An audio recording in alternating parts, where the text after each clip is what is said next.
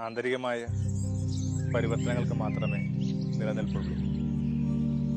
ബാഹ്യമായ ചെറിയ ചെറിയ മാറ്റങ്ങൾ ഒരാളുടെ ജീവിതത്തിലും കാര്യമായ പ്രകാശം പരത്തുന്നില്ല.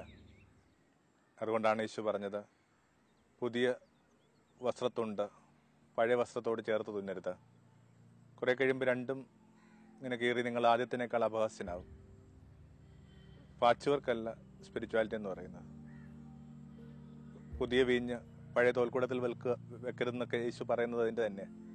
പക്ഷെ അത്രയും വീര്യം താങ്ങാനായിട്ട് ആ പഴയ തോൽക്കൂടത്തിന് ബലമുണ്ടാവില്ല.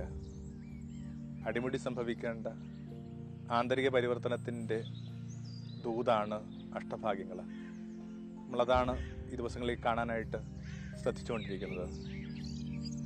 അകത്തുള്ള മാറ്റമല്ലാതെ മറ്റൊരു മാറ്റവും ഒരു വ്യത്യാസം ഉണ്ടാക്കുന്നില്ല എന്നതിനു വേണ്ടി നമുക്ക് വളരെ പഴയൊരു കഥയുണ്ടല്ലോ ഈ ദേശത്ത്. ഒരു എലി ഒരു മജീഷ്യൻ്റെ അടുക്കൽ, മാന്ത്രിൻ്റെ അടുക്കൽ ചെന്നിട്ട് പറയുന്നു, എനിക്ക് പൂച്ചയെ പേടിയാണ്, അതുകൊണ്ട് നീ നിൻ്റെ കഴിവുകൊണ്ട് എന്നെ പൂച്ചയാക്കണം. അയാളതിനെ പൂച്ചയാക്കുന്നു. പിന്നെയും കുറേ ദിവസങ്ങൾ കഴിയുമ്പോൾ ഈ പൂച്ചയായി മാറിയ പഴയ എലി മാന്ത്രിനെ തട്ട് വന്നിട്ട് പറയുന്നു, ഇല്ല ഈ നായയെ പേടിയാണ്, നായാക്കാം. പിന്നീട് ഈ നായ വന്നിട്ട് പറയുന്നു, എനിക്ക് പുലിയെ പേടി. അപ്പോൾ ഈ മാന്ത്രികൻ പറഞ്ഞു, ആരംഭത്തിൽ നിന്നോട് എനിക്ക് പറഞ്ഞു തരാനായിട്ട് താല്പര്യം ഉണ്ടായിരുന്നു.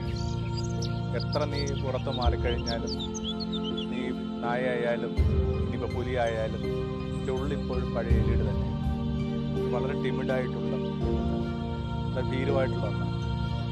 അകത്തുള്ള ആ പരിവർത്തനങ്ങൾക്ക് വേണ്ടി അവിടുന്ന് വെച്ച് നീട്ടിയ ദൂതിനെ ശ്രദ്ധിക്കാതെ പോയതായിരിക്കണം. പക്ഷേ ആ ക്രിസ്ത്യാനിറ്റിയുടെ ഒരു ഡെക്കഡൻസ്, അതിൻ്റെ ഒരു ഭംഗിക്ക്, അതിൻ്റെ മൂല്യക്കുറവിനൊക്കെ പ്രധാന ആധാരമെന്ന് ഞാൻ വിചാരിക്കുന്നു.